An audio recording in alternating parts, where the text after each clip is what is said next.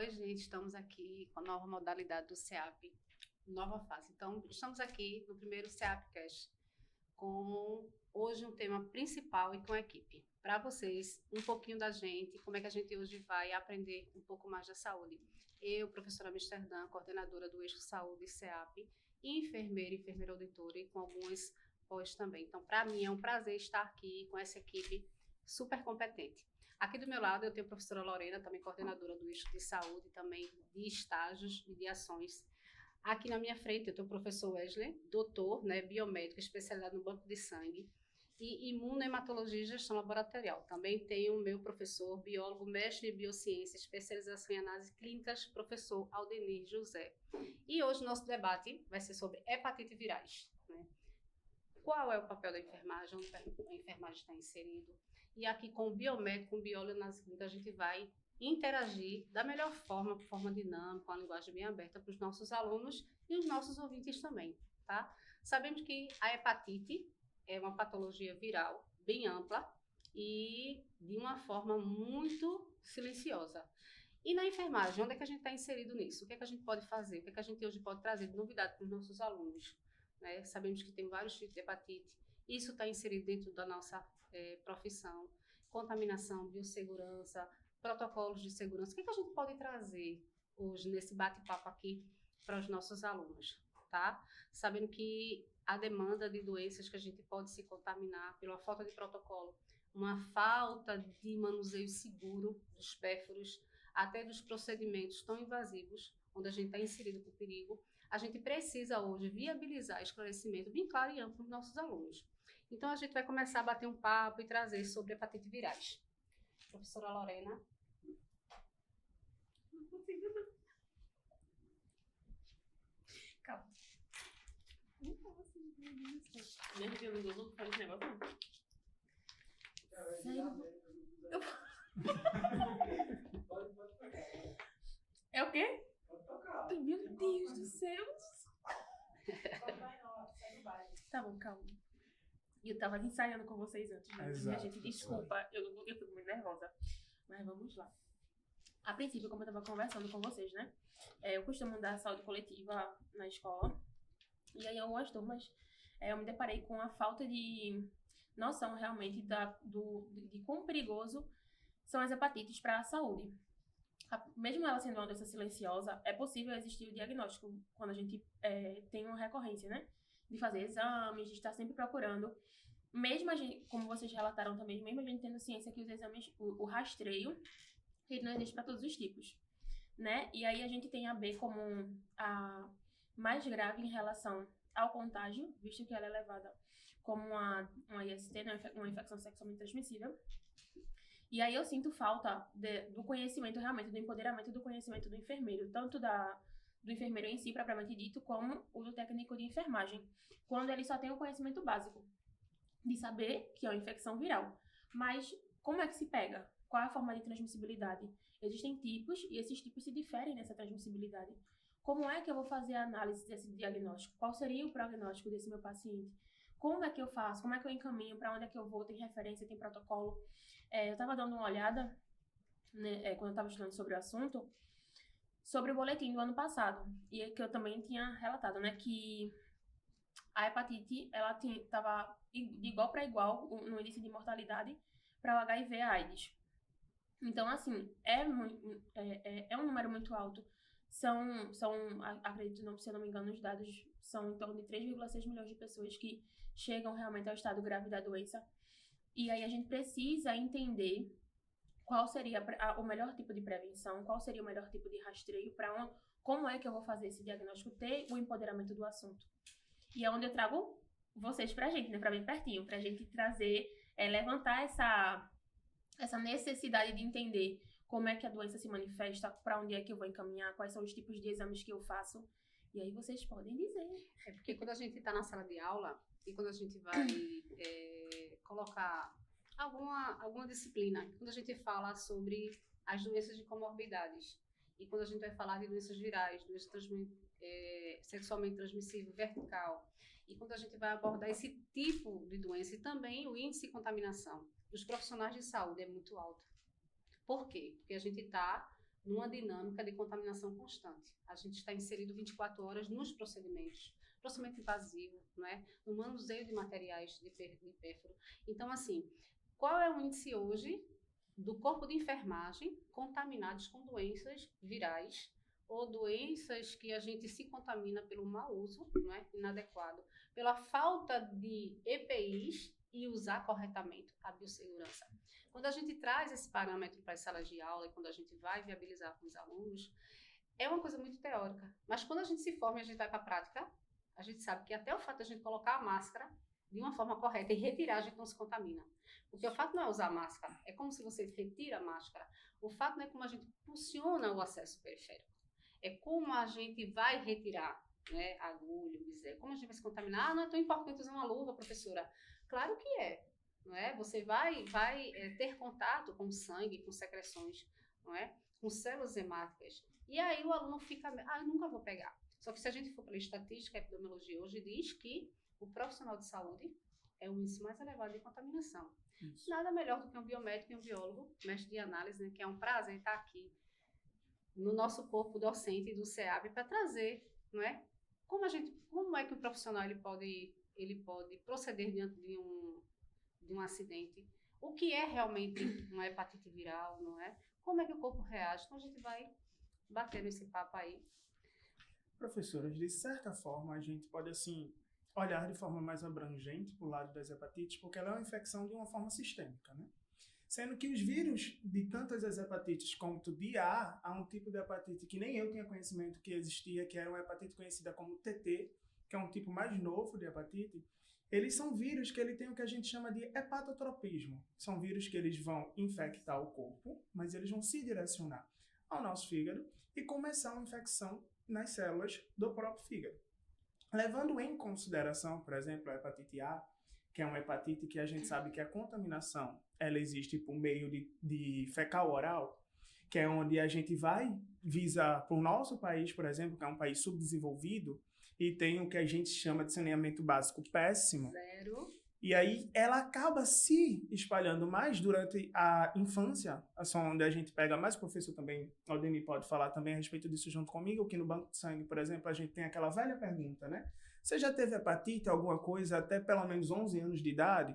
Porque a partir daí a gente toma assim, uma direção de um protocolo diferente para a hepatite A. Já a B e a C são hepatites que elas entram nas ISTs, que são transmitíveis sexualmente ou por acidentes laboratoriais ou até mesmo dentro da enfermagem. Porque como a senhora disse mesmo aí, não é o fato da gente perfurar o paciente, mas sim como é que a gente vai retirar aquilo e cuidar da gente e do paciente. Porque assim, primeiramente a gente visa sempre o paciente, né? A gente precisa sempre cuidar dele. Mas no final do processo a gente tem que se manter pelo menos sã para poder cuidar dos próximos pacientes, porque ninguém cuida só de um paciente, né? São vários pacientes. E aí, a gente juntando isso tudo no procedimento, a gente também ainda tem a contaminação vertical por falta de políticas que apliquem para que as mães consigam fazer todos os seus exames laboratoriais, para que a gente consiga identificar. A gente hoje está falando sobre hepatite, mas a gente sabe, por exemplo, que o HIV também é uma coisa muito, com índice ainda muito alto no mundo. E não é só um problema de um país subdesenvolvido, como o Brasil, mas também tem países desenvolvidos hoje em dia que tem muitos problemas com a hepatite ainda. Sim, sim. Por quê? Por exemplo, a hepatite A, a gente conseguiu colocar ela no plano vacinal ano passado, finalzinho. Muito tarde. Já com tanto tempo dela se alastrando muito amplo. Já a B, a gente já tem ela dentro do cronograma vacinal há muito tempo. Mas são coisas prejudiciais ainda à saúde. E aí, quando a gente bota tudo isso dentro do plano de biossegurança, a gente tem isso como uma das principais causas. Por quê? Uma mãe, que é enfermeira, se infecta e partindo desse processo, ela acaba engravidando e passando para o filho de forma vertical. E aí propaga dentro do próprio meio da família. Também a gente pode ter, por exemplo, essa contaminação fecal oral, e aí as pessoas que naquele meio não têm, a pessoa que já está contaminada com hepatite A, acaba contaminando a comida, porque está preparando, só tem aquela mãe para poder fazer, e já vai lá, colhe, como a gente sabe. O CEAP é um grupo que ele acaba implantando muitas vezes em cidades, distantes da área Isso. urbana, indo para a área rural, e a gente traz essa conscientização muito grande para os nossos alunos. Quando a gente olha para eles e fala, olha, vocês precisam lavar isso melhor. Por quê? Você vai ter um contato direto com essa hepatite e vai transmitir para toda a sua família. Então, esse conhecimento, tanto da biossegurança no manuseio diário, quanto dentro do laboratório, dentro do hospital, é muito importante sobre essas hepatites. Sobre essa ótica, né? Agradecer mais uma vez o convite, a coordenação, as professoras, né? E a coordenação, que é muito importante. É muito importante ter esse dinamismo em relação aos profissionais de saúde de uma forma geral, né? A biologia, ela está inserida diretamente na área de saúde e no bem-estar, né? Da população de uma forma geral. Né? Eu costumo dizer que, infelizmente, no nosso país, a questão da informação, da educação relacionada de uma forma à saúde, né? Ela às vezes priva alguns profissionais que poderiam contribuir. E a biologia, ela está aí para isso, para contribuir junto com a enfermagem, junto com a biomedicina e fazer essa parceria para que a gente possa lidar e tratar a população de uma forma geral. Especificamente, né, aqueles profissionais que lidam com a saúde, que lidam com as patologias e que lidam, né, com as doenças. A gente costuma às vezes dizer na biologia, olha, aquela barreira vai cair, e aquela barreira cai, mas só chamam o biólogo depois que a barreira cai. Por que não o chamaram antes para fazer um trabalho de prevenção e dizer que aquilo não poderia ser construído ali antes, porque ali há um ecossistema, há uma população que precisa também ser respeitada, e se aquilo for realizado de forma que não agrida tanto. Nas doenças, nas patologias, também são isso, né? Vírus, bactérias, fungos, elas estão em contato direto com a população. Então, isso é muito importante a gente ter esse diálogo. E os alunos que lidam com isso diretamente no cotidiano teórico e prático, eles precisam ter essa informação.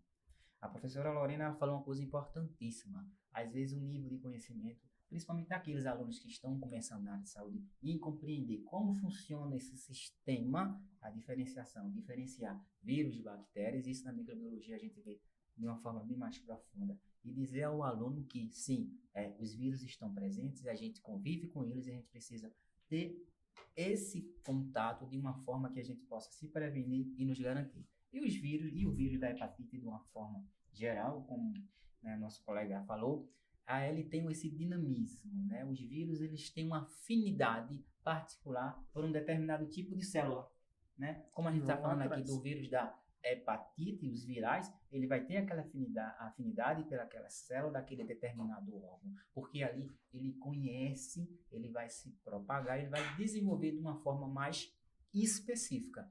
Então é bom a gente conhecer o dinamismo, né? Eu costumo dizer aos alunos, nas aulas de microbiologia, quando eu chego para falar dos vírus, os vírus é o cartão de resposta. A gente começa logo com ele, por conta desse complexo e tudo que ele faz para percorrer até o processo de infecção e proliferação. E as hepatites, seus sintomas, eles são silenciosos, né? Às vezes as pessoas elas estão infectadas e aquilo é assintomático e quando eles vêm desenvolver algum sintoma, esse sintoma só aparece muitas vezes depois de décadas. Então a gente precisa ter esse olhar mais apurado, esse olhar mais clínico. E as diversas formas de infecção, de contaminação, ela está aí. Seja ela como IST, seja ela como mau uso, né, do alimento, da água que a gente consome, a nossa população de uma forma geral, né, a gente dá aula no interior, a gente viaja, a gente vê, e a gente às vezes ainda vê aquela escassez. Não só no interior, tá? Mas na capital a gente vem aqui para bairros, né, das nossas comunidades. Um exemplo da hepatite A, B, C, que é uma hepatite, né, que ela está muito mais concentrada nos centros urbanos por conta do saneamento. Então a gente precisa lidar, a gente precisa conhecer. Os profissionais de saúde eles precisam ter esse olhar, né, específico quando a gente fala de vírus. E vírus requer uma atenção especial. A educação, cada dia mais, né, nas viagens que a gente faz, nas cidades que a gente está começando a implantar o CEAP, nos núcleos, a gente vê a falta de conhecimento total, né, dos alunos. Quando a gente fala sobre a importância da lavagem das mãos. O que é que você leva nas suas mãos básicas? Alunos que trabalham na lavoura, na plantação de tomate, do maracujá, do pimentão, não é? E aí a gente vê assim, como é que aquela água está chegando ali? Isso. Ah, professora, mas eu lavo bem a minha salada. E qual tipo de água que você está lavando a sua salada? Não é? Lá tem saneamento básico? Não, professora, ainda tem uma cacimba. Essa cacimba é tratada?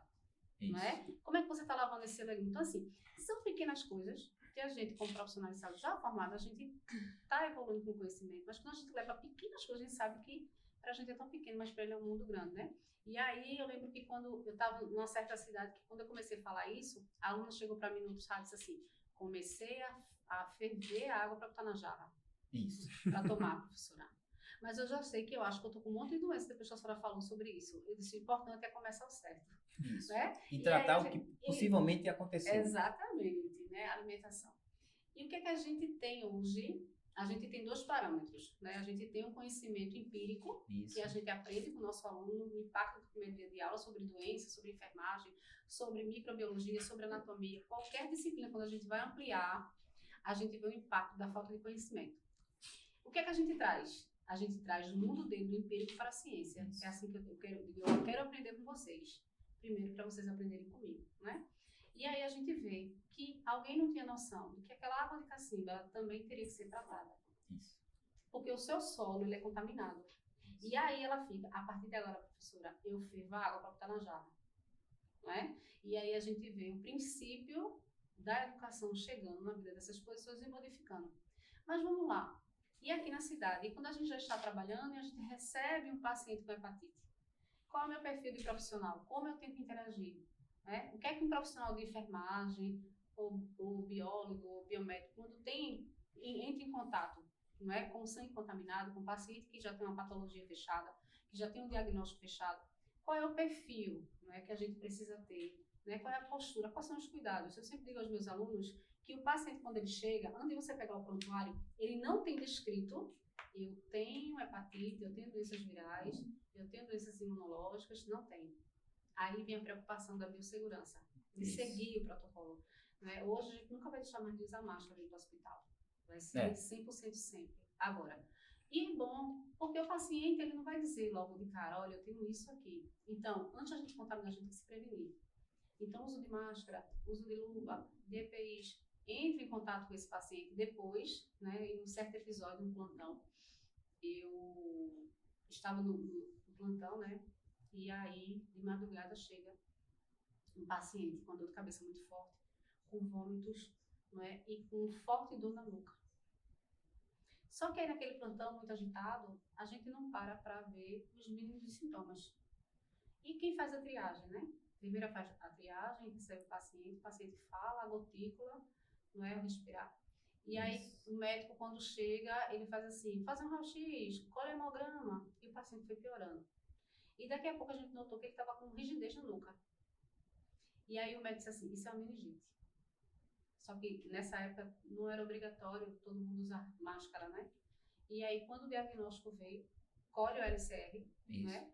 E quando o diagnóstico veio, todo o plantão, do porteiro até a UTI, teve que tomar a profilaxia.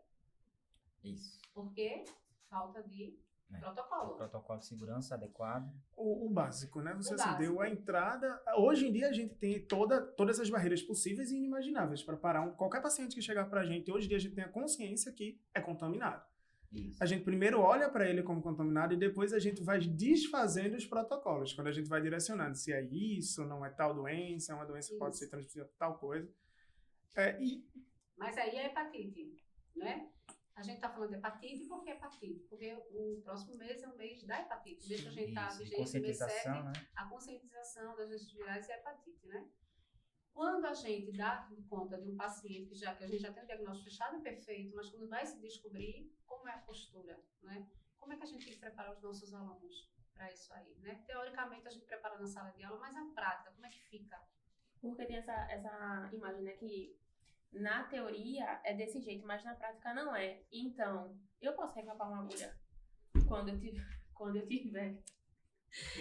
tiver lá, a correria do dia a dia não vai permitir que eu faça da forma correta. Então, eu posso reencapar para jogar mais rápido fora. Eu posso botar aqui, funcionar sem luva, porque eu só vou sentir a veia se eu tiver sem a luva, porque a luva dificulta. E na teoria é assim, mas na prática eu não preciso fazer. E a gente observa a reincidência, né, da contaminação e da dificuldade de seguir o básico, protocolo, né? Então, assim, a gente aprende na escola, né, os profissionais estão lá ensinando tudinho, mas é preciso, acredito que desenhar realmente, olha, isso daqui você tem que entender que não faz bem. Porque se você não seguir, realmente você vai correr um risco muito maior. A gente já corre o risco protegido, né, fazendo os protocolos corretamente. Imagina a gente não seguindo. Então, quando a gente se depara com os alunos dentro da sala de aula, que é assim, o que a gente, né, em conjunto fazemos, a gente precisa massificar essa informação, a gente precisa levar que realmente a hepatite é uma doença que ela continua como problema de saúde pública. Até 2030 continua ainda esse decreto de problema de saúde pública. A gente precisa massificar que realmente os pacientes, eles morrem por conta da hepatite. A infecção por contágio direto, ela leva também o mesmo risco. Os profissionais, quando eles fazem esse tipo de eles fazem esse tipo de abordagem incorreta, eles têm o risco propriamente dito de forma direta. Então, assim, massificar realmente que a hepatite ela continua ainda numa abrangência muito, muito grande, ela continua num índice de contágio muito grande. E a gente, como professor, né, na posição de instrutor do nosso conhecimento, a gente precisa identificar todos esses pontos de dificuldade, né, mais enraizado e trabalhar em cima daquilo. E trazendo para o mês de julho, que é o mês que a gente vai trabalhar, né, visando as ações dentro das comunidades, levando a educação continuada, antes que a gente leve para a parte extramuro, a gente precisa trabalhar dentro da nossa instituição. E aí, mais uma vez, a gente vai trazendo aqui essa desconstrução da ideia de que já passou, de que não existe mais, de que está muito mais baixo os índices, que existe a diminuição do contágio, porque não existe, a gente sabe que continua crescente. E aí, como profissional de enfermagem, eu preciso saber como é que eu faço a análise desse meu paciente, qual é o caminho que ele deve tomar para poder fazer o rastreio, quais são os tipos de diagnósticos que ele pode, que tem à disposição pelo SUS, né, que é a forma mais rápida que a gente consegue, visto que o diagnóstico na parte privada, né, nem todo mundo tem condições de a gente trabalhar com o público que realmente precisa dessa acessibilidade mais fácil. E aí, o que é que a gente tem disponível hoje? Como a senhora estava falando aí, professora, que é dessa questão do reencap de agulha, por exemplo, a gente já começa daí, né? Porque eu acho que o profissional de saúde, a gente tem a mania de na casa dos outros acontece, mas na minha nunca vai acontecer. O fato só da gente reencapar, a gente leva um perigo não só a gente, quanto a equipe todinha, porque você vai estar tirando a agulha daquele paciente e aí você levanta para fazer isso, então alguém pode passar dentro de uma UTI, a gente não sabe quando alguém vai sair correndo ali. Então, o fato também de a gente ter a ilusão que a gente só vai encontrar uma veia se tirar a luva para sentir aquela veia. O volume que está passando, né? Porque isso é um fato, uma ilusão. Hoje em dia a gente tem luvas nitrílicas, luvas mais sensíveis que a gente toca, a gente sente realmente. E aí, dentro de todas essas analogias, quando a gente se sente infectado, quando chega um paciente infectado, que aí passa pela sala da coleta, que aí joga para o laboratório, a gente precisa diagnosticar. Porém, para as hepatites não é tratado a doença, é tratado os sintomas, porque é uma coisa que a gente precisa curar, né? A gente vai curando os sintomas, cercando esses sintomas, no próprio SUS já tem esse tratamento para que a gente seja direcionado de forma melhor, para que não deixe evoluir para umas formas mais crônicas, que aí já não tem mais a cura. Ô, professor, e vamos lá, vocês estão no banco de sangue, a referência, no banco de sangue. Quando se coleta e que identifica, o paciente, ele diz que não sabe, não tem conhecimento. Ah, eu não tenho conhecimento não, eu tenho relações sexuais, assim, me previno, eu só tenho uma parceira, eu uso camisinha, né? Uhum.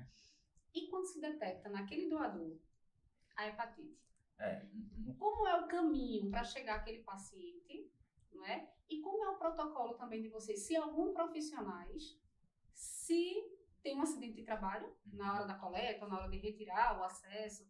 Eu queria saber como era a dinâmica de vocês, né? O seu papel de biomédico, quando o senhor está lá fazendo análise, eu chego para o senhor dizendo assim, doutor, tem aqui uma coleta contaminada.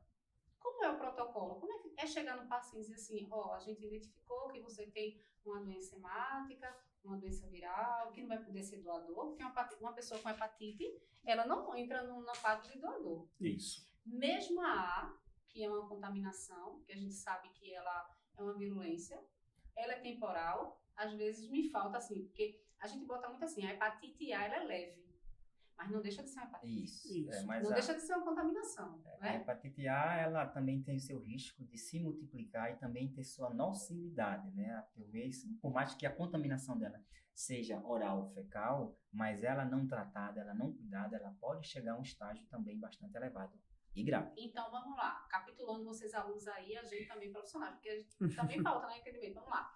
Qualquer tipo de hepatite faz logo o bloqueio de doador. Eu não posso ser mais Isso. doador. Depende muito do nível de contaminação, né? Isso. Há um critério, que isso é um critério que é regulamentado, né? Para os centros de tratamento de produção de hemocentro, né? No ato da doação, então existe uma entrevista, né? Então, quando a gente fala assim, a triagem de doador, né? O É, a paciente, triagem, o isso. paciente ele ainda vai estar um pouco distante, porque o paciente ele vai ser sempre o receptor de algum desses componentes do sangue. Sim.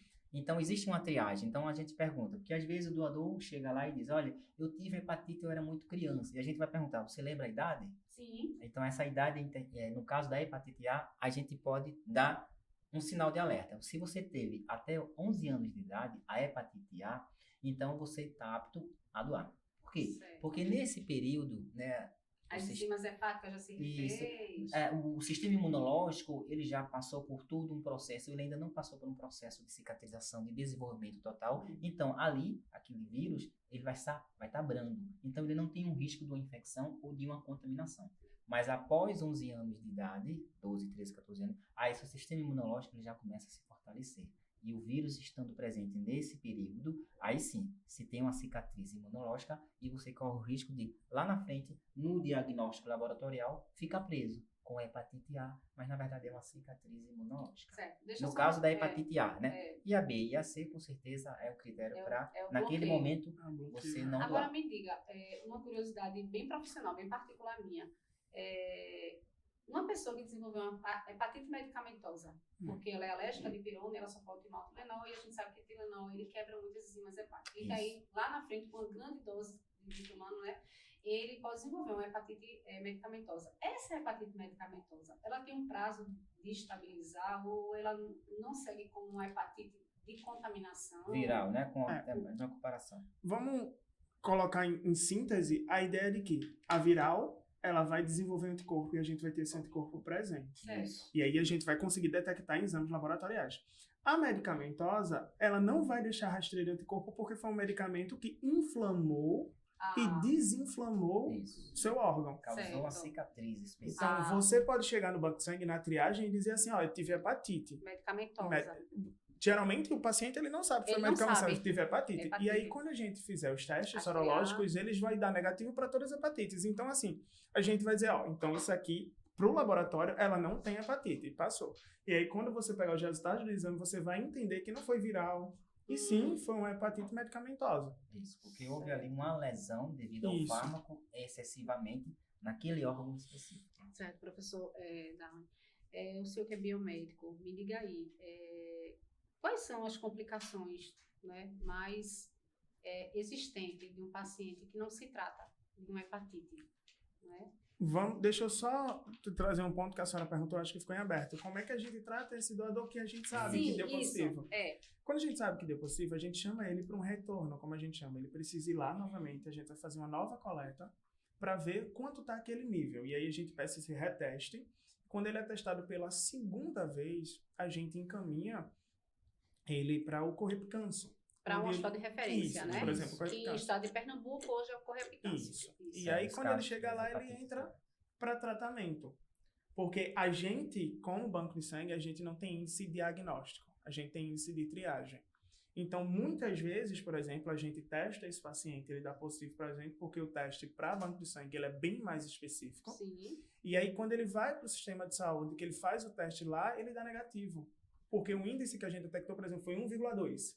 E é muito baixo, mas a gente tem que garantir a segurança do paciente. Isso. Mas para ele já está se livrando, não é uma cicatriz sorológica. Aí o médico chega lá, ele dá toda uma explicação a ele, diz a ele, ó, você não vai ser doador, mas isso aqui você já foi tratado, é só uma cicatriz, e isso aí eles encaminham para outro lugar. Isso. E aí, respondendo o que a senhora perguntou agora, se a senhora só me recapitule, por favor, porque minha memória já não é uma coisa boa, ela já foi com Deus faz um tempinho. O senhor, Roberto Carlos, não cantou ainda pro senhor, tá certo? Então, vamos lá. Quais são as complicações mais pré-existentes de um paciente diagnosticado com uma hepatite bem severa? Que né? que ninguém tratou, né? A Ainda. gente tem a cirrose hepática, Isso. a gente tem algumas comorbidades que levam ao desenvolvimento de hepatite. A gente tem uma contaminação, mas assim, a gente tem cirrose hepática, a gente tem tumores, né, hepáticos Isso. também. Que E levam a algum tipo que de leva a câncer. algum tipo de câncer também. E a própria hepatite, ela é uma porta aberta para diversas patologias Isso, hepáticas, não é? E outra coisa também, não só hepática, mas a gente pode pensar nos outros sistemas também. O fígado em si, ele é uma coisa que ele, assim, ele se fosse caracterizado como órgão, ele Sim. seria um segundo coração da gente. Porque ele é onde processa tudo. Tudo nele vai ser processado. Então, se a gente tem um aumento, por exemplo, das transaminases, das enzimas do fígado, a gente acaba levando um órgão que vem por sequência do fígado a uma piora também. Por exemplo, os rins. É onde também é filtrado. Mas o que foi filtrado no rins foi processado no fígado.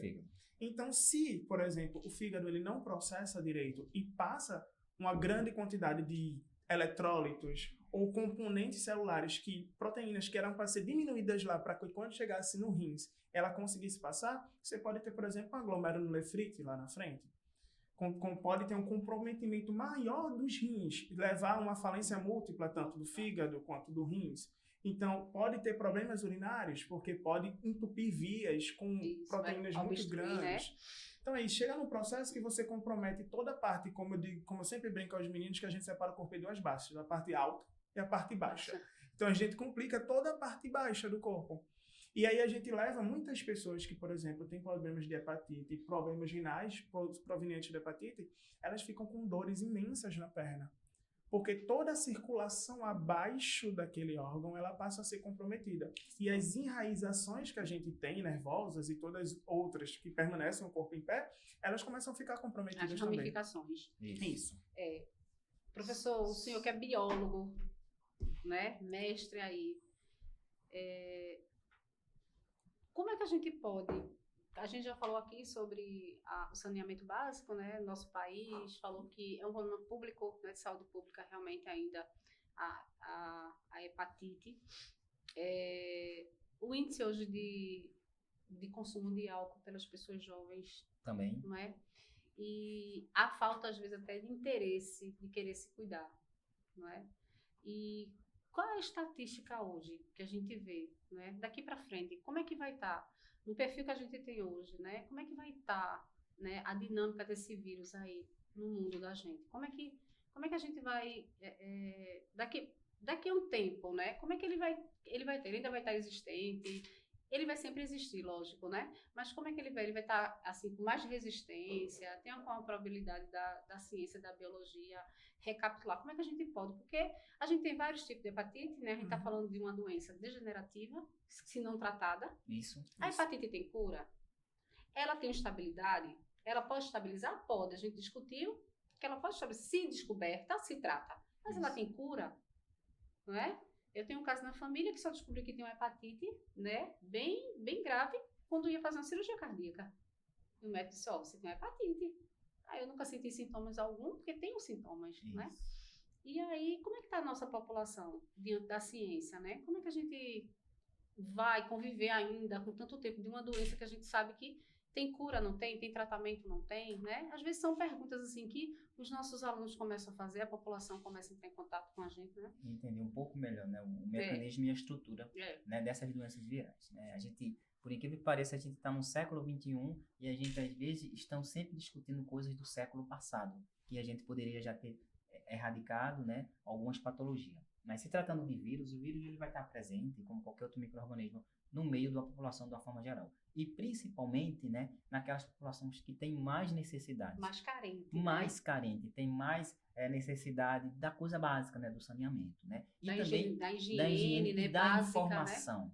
Né? Engraçado que hoje a gente tem muita informação, E né? pouca ação. E pouca ação, Né? né? Hoje Informação, mas a ação fica... a ação fica muito reduzida. Então, assim, a gente ainda vai ter, ainda daqui a 20, 30 anos, né, lidando com essas patologias que poderiam estar sendo erradicadas. Em relação à cura das hepatites de uma forma geral, né, principalmente a hepatite B e C, existe o diagnóstico, mas existe o tratamento.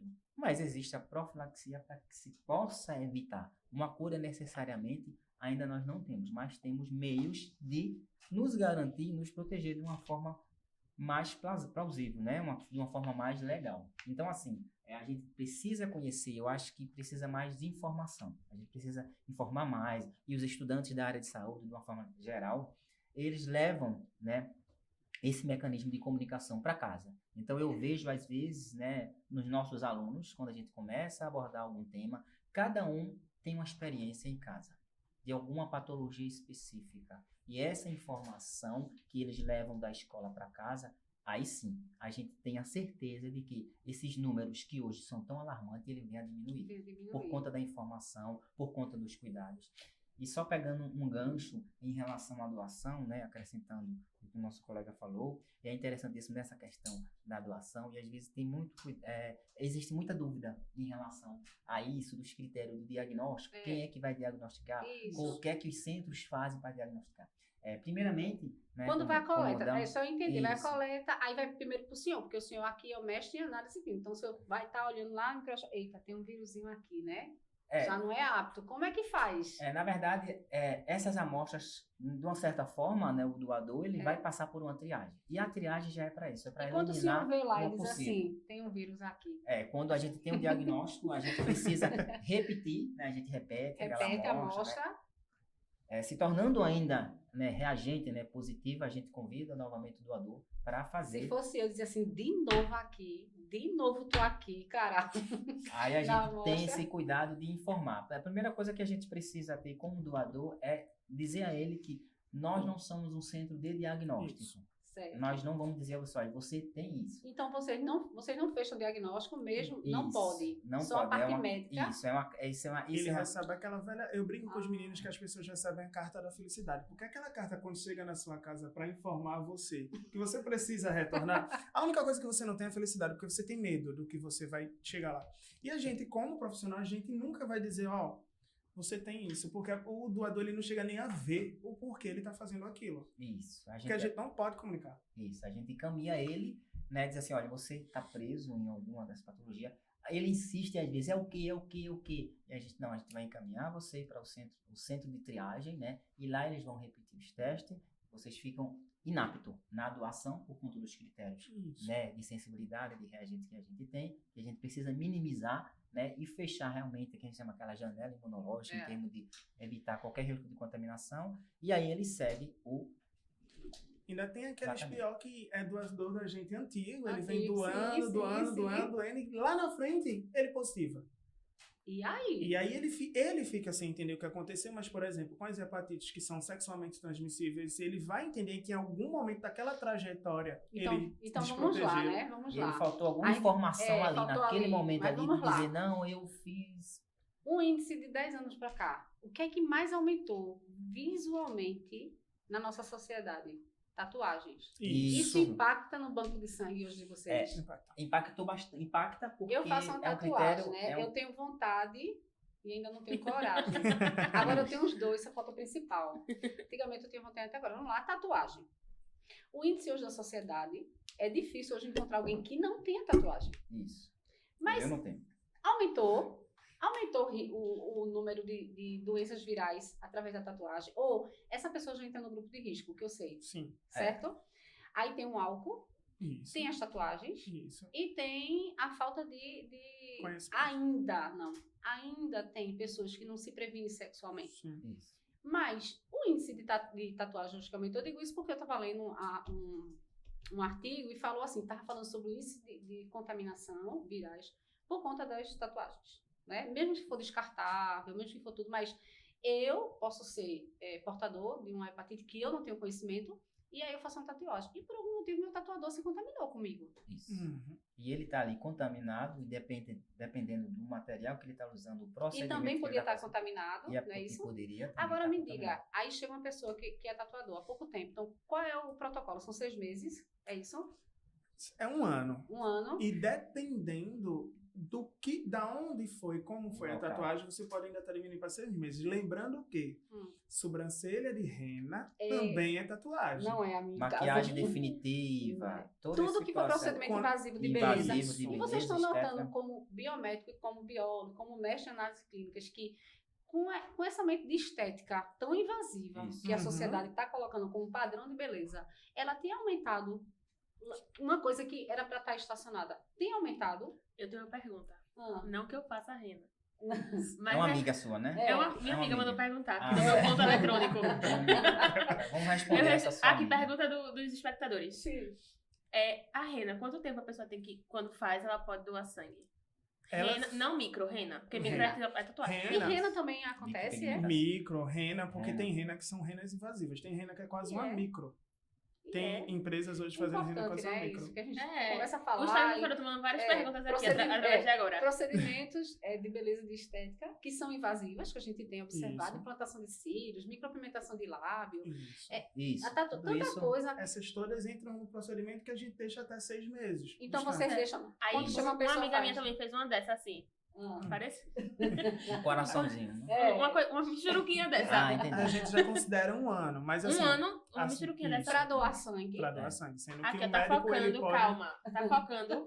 o médico ele pode entrar em análise É mesmo? devido à necessidade, por exemplo, tem doadores que a gente já conhece o tipo sanguíneo, a raridade fenotípica dele, e quando a gente precisa muito disso, o médico ele pode entrar em análise e diminuir essa janela até 6 meses. Mas antes de 6 meses, nunca a gente vai Nunca, fazer é. isso. Existe algum fator sanguíneo que é mais propício às doenças virais? Não se tem na literatura nenhum artigo coisa Exato. parecida que a gente. Mas o tem senhor muito observa, isso. professor, que o senhor é muito inteligente, eu É, sei. O mas senhor não- observa. É, não se tem, não. Não? A gente tem uma população. A gente tem uma população nossa, quando a gente fala população brasileira em Sim. relação ao grupo sanguíneo, fator Sim. RH, nós temos a maioria que é do grupo O, Isso. RH positivo, Hum. A e RH positivo, e assim sucessivamente. Então, assim, a gente não tem. Então, as pessoas atrelam muitas vezes o sistema BO a um determinado tipo de classe, a um determinado tipo de patologia, Isso. ou alguma coisa que está romantizando alguma coisa ali do novo A, que do indivíduo do grupo A, ele é propício, Propício a alguma coisa. Não existe. não Então existe, isso é uma né? mitologia. Mitologia é uma coisa mais Tem empírica. estudos existe. que estão trazendo até atualmente a questão de algum tipo de De câncer. câncer relacionado ao Mas sistema não- Mas, BO. mas eu já vi falar sobre isso, Isso, há isso. mais de 15 anos atrás, que Mas- por um profissional de saúde, né, que eu não posso falar porque é antiético, mas ele dizia assim, se cuide, quem tem O negativo, aí as minhas anteninhas, eu sou negativa, então eu passei uma semana lendo se eu por O negativo tinha probabilidade de desenvolver probabilidade. leucemia, Ah. porque teve um caso no hospital onde eu trabalhava, que uma médica e enfermeira, e eu era doadora, né, na época eu podia doar, eu era doador das duas. E elas morreram no mesmo ano de leucemia e eram negativo. Menina, eu passei uma semana sem dormir. Ai, meu Deus, eu também vou desenvolver, Não, né? foi uma Mas- coincidência E aí, mesmo. Uma Coincidência. oportunidade. Então, não existe esse fator, isso é uma mitologia, isso é uma utopia, não existe, né? Fator É. sanguíneo, fator RH, que tenha uma disponibilidade de desenvolver algum tipo de patologia ou se é mais atrativo, Isso, né? O dizer, isso. opa, você é isso, então vou Isso aí, juntar para você. desenvolver Não algum existe. tipo de patologia específica que envolve a questão genética, aí poderia ser feito um mapeamento genético para uma pesquisa específica de alguma patologia e que a gente também olha a questão da hereditariedade da família, né? Numa Uma coisa linguagem que vem. popular. Mas no sistema BO, não. Uma pessoa em casa RH. contaminada, né, com hepatite, independente, ela precisa separar copo, pratos, toalha de banho. Toalha de banho tem que ser individual, mas existe algum fator de classe que, infelizmente, isso ainda não é acessível. Cada pessoa tem sua toalha de banho, né? As pessoas precisam realmente, eu vou deixar Fazer essa separação, fazer né? a separação. Digamos Como é que a que gente filhos. pode, através desse bate-papo aqui, muito enriquecedor, que eu vou trazer de uma forma bem prática, né, os nossos ouvintes. a gente dizer que, por exemplo, a hepatite A teria mais essa necessidade, né? Porque como a via de contaminação é fecal oral e a gente não tem quase nunca como identificar de onde é que veio aquilo, Isso. como foi que você se contaminou, então seria propício de se separar enquanto aquela pessoa está em fase de agudização, porque depois da fase, quando entra na fase crônica, aí a gente já não tem mais o que fazer, mas também não é tão transmissível. Entendeu? Entendeu? Vamos falar dos sinais e sintomas agora, Certo. né, Lorena? Icterícia, cansaço extremo, Mal-estar, mal-estar súbito, vômito, em alguns vômito, casos. náusea, dor Diarreia. de cabeça, diarreia. essas são classificações, né, icterícia na pele, às vezes até um abdômen globoso, Isso. né, tipo pânico globoso, que eu não tenho uma cirrose hepática, mas eu estou observando que, O né, com abdômen tá se hepatite, o meu estendendo. fígado é o órgão central que vai ter um edema. Então, até uma coceira, né, assim, estranha, Estranha, específica, não é? né? Isso. Até se confunde hoje com escabiose, Pensa que é alguma doença dermatológica Né? ou fúngica. é uma escabiose, ou- é uma sarna, né? São manchas, então, tem sintomas bem visíveis. Isso. Icterícia, aquele bem amarelão, né? E aí, quando está nessa fase, a gente sabe que os ductos biliares já estão bem obstruídos, porque a bilirrubina não pode mais passear na corrente sanguínea, então obstrói. Mas aí, alguns sintomas bem leves, que a gente pode dizer assim, pode ser hepatite. Isso. Nesse caso desses sintomas, né, visível, Os leves. os leves e visível, né, que a gente consegue visualizar, e ele também pode estar mascarando também alguma outra patologia, porque às vezes alguns sintomas eles são muito parecidos, seja hepatite Isso. ou qualquer outra patologia relacionada à fúngica ou bactéria. Isso. Então, eu acho que para a gente se certificar bem desse diagnóstico, o exame laboratorial ele é o adequado para que a gente Diante de possa- alguns sintomas leves que podem ser confundidos com a virose, com outra coisa, a Isso. gente pode ali encontrar qual é a referência dentro do hemograma, ou dentro do hemograma não tem como saber. O hemograma simples, tem como a gente saber que está com hepatite? O hemograma simples, ele pode dar uma levezinha alteração no leucócito, porque é uma infecção e Isso. ali alguém está tentando combater. Mas onde você realmente vai conseguir ver é na bioquímica, no exame bioquímico das transaminases. E aí Certo. você vai ver elas extremamente altas. E aí o médico já olha assim e faz, opa, tem alguma Tem coisa alguma diferente coisa. aí. Tem aí um. Não E é? aí ele casa com os leucócitos lá no hemograma, ele fala, isso aqui tá altinho, talvez tá alto. Tem aí pacientes que desenvolvem a hepatite e vêm a ter também o que a gente chama de uma pequena hemólise. E aí a gente vai conseguir ver com o hemograma um pouquinho baixa a quantidade de hemácia. E o médico vai fazer, Isso. opa, Uma tem alguma anemia coisa tá muito ali. errada aqui. Sim. Entendeu? Entendeu? Mas uma dúvida. Para a gente fazer esse tipo de exame para identificação, realmente deveria passar por um Especialista? Um especialista, né? Isso. Mas se caso, assim, eu queira saber corriqueiramente, vamos lá, todo ano a gente tem que fazer, né, os nossos exames regularmente. Check-up. Isso. E aí, qual seria a alternativa para eu estar acompanhando sempre essa função Isso, hepática? Como é que eu isso. poderia fazer? O que é que eu Para poderia saber buscar? das hepatites, você poderia buscar fazer um anti-HCV, um anti-HBsAg, que são testes específicos para saber se você já teve ou está tendo ainda Alguma as reação. hepatites. Mas assim, para identificação a gente consegue identificar hoje em dia a B e a C desse jeito. Sim. Mas os outros tipos de hepatite, só com as transaminases que eles vão conseguir ver realmente, porque não tem exames com especificidade de dizer, ó, é esse tipo de hepatite, é aquele tipo de hepatite. Só para B e para C que a gente tem isso hoje em O dia. cuidado que a gente sempre, eu digo, no check-up de uma forma geral, né? Eu sempre falo com os alunos, quando forem fazer um check-up, solicita um médico tudo, peça tudo. Porque a gente está sempre, às vezes, preso ao hemograma, à glicemia, a gente quer saber o colesterol, quer saber a glicemia, como é que está o hemograma, como é que está as nossas plaquetas, né? Os nossos leucócitos. Mas tem outros exames específicos que a gente pode se aprofundar mais, como os exames sorológicos, bioquímicos, hormonais. Então, isso tudo é um parâmetro. E às vezes, muitos doadores, né, quando eles querem ou estão suspeitando de alguma coisa, eles vão doar sangue. Eles vão doar sangue, vão omitir alguma coisa ali no meio da triagem, na hora da triagem, porque eles querem saber alguma coisa. E às vezes, E sabe. a gente percebe E quando assim eles querem percebe. saber alguma coisa, porque assim, a ânsia de doar é maior do que a ânsia de passar pela triagem. Porque assim, Isso. eu preciso doar, eu quero doar. Vai. Não, Pode e falar, tem pode falar. uma coisa que é muito interessante a respeito de todos esses exames, porque a gente está habituado a se ligar muito ao hemograma, porque quando a gente chega no centro médico, a primeira coisa que a gente vai fazer é o hemograma.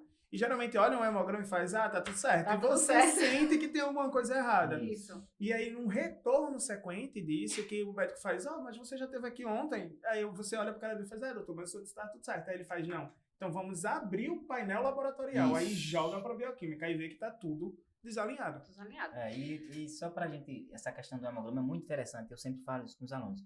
O hemograma, ele não é um exame que vai dizer algum diagnóstico a você. Ele vem um alerta. Ele vai dar alguns sinais que tenham alguma coisa, porque as células de defesa, de uma certa forma, Estão elas vão ali. trabalhar Sim.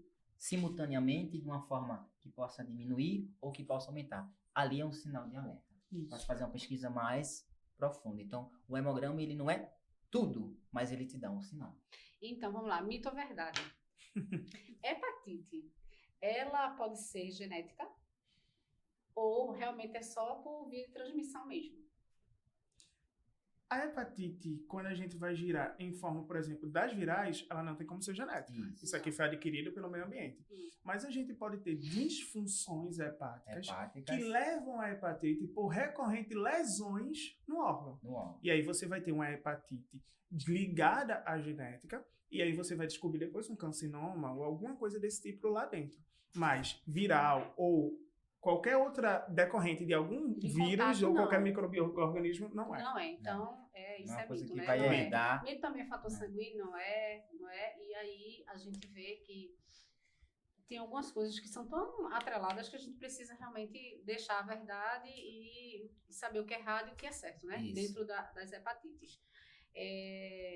Eu estava lendo também, disse assim, que tem um estudo genético, né? Porque na realidade é o seguinte, algumas patologias, como uma cirrose hepática, né? Ela vai desenvolver uma hepatite. Mas não quer dizer que uma hepatite vai desenvolver uma cirrose hepática. Isso. Não é verdade? Aí, lógico, os mestres aí, eu não tenho o que discordar. Eu vou ler como enfermeira, eu vou ler, tá em clínica médica, eu digo aos alunos, nem toda febre é sinal de uma infecção. Mas toda infecção, ela vai. Um dos sinais é a febre. Isso. Professora, mas como pode? A ordem altera o produto, aqui altera. Eu estou com a febre, não quer dizer que eu estou com infecção, né? Mas se eu tiver com uma grande infecção, eu vou desenvolver uma temperatura, na verdade. Isso. Então, caso de hepatite, não quer dizer que meu avô teve, minha tia teve. Eu tenho uma alguém predisposição teve, a ter também. Uma predisposição, não é isso não. Agora, se eu não me cuidar, aí é outra situação, não é verdade? Exatamente isso. Sobre os estudos, a epidemiologia hoje, né, infelizmente, a gente já disse que ainda é um fator social. Na saúde pública, a gente sabe que a gente ainda precisa evoluir bastante, né, principalmente no Brasil, né? E se as pessoas tivessem conhecimento, tivessem condições de ter uma qualidade de vida melhor, a gente chega, né, essa semana ontem eu fui numa certa cidade, e aí eu disse assim, meu Deus, aqui era para estar super evoluído, né? E não está. E a gente começa, e eu como muito crítica, eu observo tudo. Por que aqui não cresceu? Por que aqui não tem isso? Por que aqui... E eu fui perguntar tudo, por que não cresceu? E começou a história. Aí, minha senhora é muito espertinha, porque uma cidade que você é visivelmente tão perto aqui de Recife, já vai dar um boom, né? Isso. Ao redor tem fábricas, mas a cidade ainda continua. Aí amplia alguma coisa de interesses públicos ou privados, mas não desenvolve a questão do conhecimento da educação que leva à saúde, né? Isso. E aí eu fico imaginando, quando a gente está discutindo sobre uma doença, a básica, que é a hepatite A, até um saneamento, uma água contaminada, pessoas que ainda vivem da lavoura, né, ainda vivem ali do escoamento de uma água na cacimba, e ali, e o governo. O que é que ainda hoje, como é que a hepatite, como é essa contaminação, ela impacta no fator social? Como é que a gente pode, né, nós profissionais assim, de saúde, que fazemos parte de uma equipe multiprofissional, né, um biomédico, um biólogo, um mestre de análise clínica, uma enfermeira generalista, como é que a gente pode hoje ver, como é que isso pode impactar socialmente ainda a hepatite, né? Num transporte coletivo, não é? Numa contaminação da alimentação, pessoas que têm o hábito de chegar na feira livre, pegar uma uva e dizer assim, deixa eu ver se tá doce. Isso, Não é? Deixa eu tomar água aqui no teu copo. Matando a enfermeira do teu lado, a enfermeira vendo isso aí, que é doida já, né? Não é não? Então deixa eu ver se essa uva aqui tá doce, peraí, deixa eu provar, né? Então assim, são essas coisas que a gente precisa alertar, né? Uma luzinha assim, que a gente precisa debater sobre isso. São coisas simples que a gente precisa levar, né? A gente vê que a educação, ela tem uma ação de transformar. E aí, quando a gente transforma uma vida, eu sempre digo assim, se eu estou numa sala de 30, 40 alunos, se um começar a fazer tudo certinho, para mim já valeu a pena. Sim. Se um, porque um vai ensinando, né? Quando a aluna chegou e disse, professora, agora nas minhas jarras só entra água fervida. Eu posso até ter tudo, viu, professora, agora, mas a partir de ontem, a partir de sábado, quando eu saí daqui, que meu filho disse assim, mãe, só tá doida. Não, só vai tomar água fervida. Isso. Vou botar na jarra, ainda botou um paninho. E eu fico me perguntando, Senhor, em pleno século que a gente está vivendo, a pessoa tem que ferver uma água para poder tomar. Porque não tem um saneamento adequado, Porque ela não a água tem não chega potável para aquela população. E aí eu disse, aqui vende água mineral, que passa, que a gente compra. Ela disse assim, vende, professora, mas é muito caro. Mas vende, então, passa um carro. Você já viu um carro? O carro da água, que passa nos interiores? Não, ainda não vi. É umas bombonas enormes, professor, num caminhão. que a gente não sabe como, A água foi A para ali. água foi como para- fica a água. De onde a água veio? A água Como foi que ela veio. chegou ali? Se o local é adequado para a É, limpeza. a fonte E que eu veio essa água. vejo, nessa minha vida agora de viagem, eu vejo. E eu fico assim, senhor, isso é muito pequeno ainda. Porque aí eu perguntei, mas é caro. Às vezes dá para mim comprar, mas às vezes não dá. E como lá em casa é muita gente para tomar água, é um daquele por dia. Então, um pote de água de 20 litros, não dá para ela passar, como a gente passa às vezes 2 dias, 1 dia e meio na nossa casa. E aí a gente tem que se reportar para o mais barato, mas o mais barato isso é caro, né? Para a Isso. saúde. E E como a essa hepatite mesma água, né? é uma doença silenciosa, Sim. vai se comprometer, porque aí vai, quando se interna, vai descobrir várias Outras complicações, ou complicações. bem outras. E quando passa o carro da água, aí a gente pensa que é o garrafão, não é? É um caminhão Com que água. tem um depósito de água. Eu digo assim, de onde veio aquela água? Como é que aquele O armazenamento armazenamento dessa daquela água. Esse água. caminhão, há quanto tempo se ele passa pelo processo de higienização? Nunca, alguma professor, coisa? nunca. Só de visualizar a gente vê que nunca. É. Fora o sol, já. Não, porque a ideia é que o sol veio fervendo aquela água no caminho, né? A água tá fervida. A água E aí a aqueceu. gente vê, né? E a gente, É. aí eu fico assim, meu Deus do céu. Aí a gente chega na casa e assim, nem água. Né? Então, ande com sua garrafinha de água. E a gente vê isso também no impacto, às vezes, na sala de aula, né? Às vezes a gente chega numa primeira vez, no primeiro contato com o aluno, e o aluno está comendo. Ele Sim. está comendo, se alimentando. Aí ele pergunta, quer, professor? Aí a gente olha. Aí alguns, Você assim, tá com fome. tá com fome, a gente, não, fique à vontade, vocês comam aí, professor, tá bem. Mas assim, é esse cuidado, né? Eu acho que a gente precisa passar isso ao aluno, e o aluno chega em casa, ele passa. É esse critério. Aí, às vezes assim, comer bem não quer dizer comer tudo, ou Isso. comer demais. Isso. Mas é você saber se aquele alimento, naquele momento, ele está adequado para aquele consumo. Não é? Estou na feira, vou pegar aqui e vou experimentar essa uva. Né? Vou pegar uma maçã sem ter o processo de higienização e poder ter esse cuidado. E a mesma água que eles consomem, os animais que eles acabam criando. E esses animais, muitas vezes, são animais que eles precisam depois fazer o uso. A água desses animais, elas também precisam ter esse cuidado. Também. E Esse tem uma tratamento. coisa que hoje em dia tá tendo, é tirar o foco de, né? Por exemplo, estão desenvolvendo uma vacina contra a AIDS. E aí você vai e faz esse tratamento com essa vacina. E aí o povo pensa que, não vou pegar a AIDS e se desprotege, esqueceu das outras doenças. Isso. A senhora falou, como é que vai ser o panorama daqui a alguns anos? Se essa vacina é liberada, a gente tem um panorama de um crescimento das outras doenças sexualmente transmissíveis. Com Porque certeza. o conhecimento, que é o básico, ele é tirado da população. Porque se aquela população não tem conhecimento, então daqui para cima vai estar tudo certo, porque eu vou poder enganá-lo, ludibriar a população de qualquer forma. Então, trazer uma política de aplicação, por exemplo, da vacina da AIDS é livrar o mundo da AIDS. Então, nossa, a pessoa foi o santo que fez isso. Mas esquecendo, tirando o foco das outras doenças que vêm atrás. Então, vai aumentar todas as outras doenças sexualmente E aí transmissíveis. entra a eficácia da política pública, né? Porque a gente observa que, vamos lá, perfeito, a AIDS e o HIV tem realmente um potencial de contaminação muito alto. Nós observamos os índices de mortalidade, né? Tudo Ainda, isso. né? Mesmo com os tratamentos. Isso. E a adesão ao tratamento também, né? Que... Isso, a adesão ao tratamento e outra coisa, essa questão do tratamento, como ele está falando em relação à cura, mas o tratamento, isso também já começa algumas pessoas baixarem a guarda. Sim. Eu tenho medicação, e a medicação me garante isso. Isso. E agora que eu posso tomar cura. medicação pré e pós, eu nem me infectei, eu já vou tomar, vou fazer uma relação sem, e depois eu já tomo de novo, tá tudo bem, não vou pegar nada. Isso. E esquecer o resto. Esqueci o resto. É nesse mesmo formato. E aí é preocupante, porque a gente observa que existe, né, esses índices altíssimos, e como o senhor bem falou, eu vou diminuir de tal lado, mas e o resto? Isso. E aí, como é que eu vou fazer? Como é que vai ser? Quais seriam as intervenções possíveis que poderiam ser adaptadas, visto que a implementação dessa vacina é uma coisa benéfica? Sim. Então, quais seriam as alternativas? A informação, como é que eu faria para levar? Qual seria a melhor saída para atrelar essa diminuição do HIV e a não potencialização das outras? Da sífilis, da hepatite, Isso. dos outros problemas, né? Que a gente também já conhece como, geralmente, o HPV também, Sim. né? Que leva ao câncer de colo de útero para a mulher, todos os outros problemas. Então, como é que eu vou adaptar esse tipo de situação para a minha população? A população de baixa renda, que não tem tanto acesso assim, que é mais difícil de entender. Porque quando a gente está no interior, a gente percebe, né? Que a capital existe o déficit de informação também. Mas a realidade, ela é diferente. Sim. E aí eu chego lá na ponta e eu falo algum tipo de termo mais rebuscado. E aí o aluno faz, professora, mas o que é isso? E aí como é que eu vou ensinar ele que é necessária a prevenção para todas as doenças? Como é que eu vou ensinar ele que ele precisa realmente ferver a água para poder fazer a ingestão?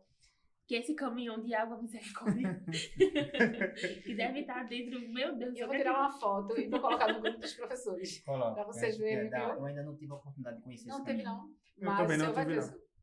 Pronto, então, gente, aí, resumindo, né? Educação e saúde desempenham um papel fundamental na prevenção e controle de hepatites virais. E os profissionais de enfermagem devem estar sempre atualizados sobre as estratégias de prevenção. E nós, como os profissionais de saúde e educadores, a gente tem a maior responsabilidade de influenciar as informações, educar de uma forma prática, bem acessível, né? E esse bate-papo aqui, ele é muito dinâmico e conhecedor, tanto para quem vai assistir, tanto para a gente que está aqui, né? A gente troca as ideias, a gente tenta formalizar da melhor forma as informações, mas eu sempre digo que a educação ela transforma e ela salva, Isso. né? Ela transforma e ela salva. Então, assim, para mim é uma grande honra, eu como enfermeira e como coordenadora, né? É um papel muito difícil, porque a gente está numa dinâmica todos os dias de levar cada dia mais uma educação mais prática para os nossos alunos, né? E a gente está aqui, nessa pegada, né? É o primeiro podcast, né? Professora Lorena, aí com toda... Ela dizia, falava muito, mas não fala. E aí eu disse, não, os meus primeiros professores, eles vão participar, é um dos, né? Vão participar dessa primeira pegada. E eu só tenho que agradecer, né? Eu, como enfermeira, aprendi demais e bastante, né? Até a Lorena teve aí umas chamadas no ponto dela, né, Lorena? No ponto eletrônico, tá? No ponto sempre eletrônico. vista. Sempre ligado. Né? Então, foi muito bom a gente levar isso para os alunos. Quanto tempo, né, de tatuagem pode doar, quais são as complicações, enfim. E aí, deixa eu falar com vocês, para a gente finalizar. De certa forma, professora, agradecendo, acho que tanto eu, quanto a Dani, quanto os alunos também, porque é um espaço onde a gente pode se comunicar com eles e mostrar o quanto a interdisciplinaridade ela segue para o bem-estar do paciente e da gente como profissional, porque no final das contas a gente cuida, mas esquece de deixar ser cuidado, né? Acho que isso é o maior problema. Então, assim, quero agradecer pela oportunidade de dizer que esse tipo de formato é o formato que eles mais gostam, porque é o formato que a gente está mais próximo a eles. Como a senhora sempre fala, eu quero uma aula dinâmica. Quando a gente leva a aula dinâmica, eles se assustam, porque para eles eram tão remotos certas coisas, é o professor chegar, escrever e, se vocês quiserem aprender, que aprendam.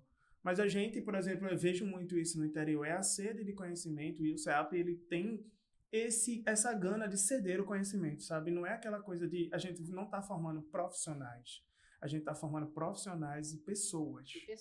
Porque é ter amor pela profissão. Não é só o fato que é uma enfermagem, não é só o fato que é um biomédico, não é só o fato que é um biólogo. É um fato que somos a saúde do Brasil. Então é uma coisa bem diferente. Então, obrigado às duas. Professora Lorena cedendo vários memes pra gente. E obrigado, professora, por fazer carregamento dos próximos memes. Eu espero que na próxima ela esteja também com a gente aqui. Meu Deus do céu, minha Não, mas é uma plataforma ótima, né, de se comunicar com os alunos. Eu acho que o CEAP está de parabéns, a coordenação também. É uma coisa nova pra gente, né? A gente sai daquela coisa tradicional e vem para aqui para conversar. Eu acho que isso é uma porta imensa de conhecimento. Isso vai estar gravado, eles vão poder tirar dúvidas, eles vão poder interagir, vão poder conversar e vão poder também ali na hora depois perguntar e a gente também responder. Então, assim, é um momento assim de grande aprendizado. E o que eu digo para os futuros profissionais de saúde e para aqueles que já estão na saúde, em relação, a gente falou de biossegurança, não abram mão da segurança de vocês e da segurança do paciente. Então a gente faz um trabalho muito importante e a gente quer minimizar, a gente quer eliminar, a gente quer vir aqui daqui a um tempo falar dos avanços, da diminuição, tirar a estatística, os valores que a gente hoje ainda tem exorbitantes, muita coisa grande de contaminação viral especificamente, mas a gente quer diminuir e fazer com que os profissionais tenham qualidade também de vida e que os pacientes eles possam se recuperar e conscientizar profissionais de saúde, família e todo o corpo, né, de educação e saúde, que a gente está aqui para isso, para somar, para ajudar. Então, para mim, foi um prazer. Vamos tirar uma foto aqui, a canequinha aqui do café. Vem, Laura, pega a tua. Calma, ó, presta atenção, quando for sair, tem que sair com calma, porque vai ter vários flashes lá fora, a gente é famoso. Então, vamos...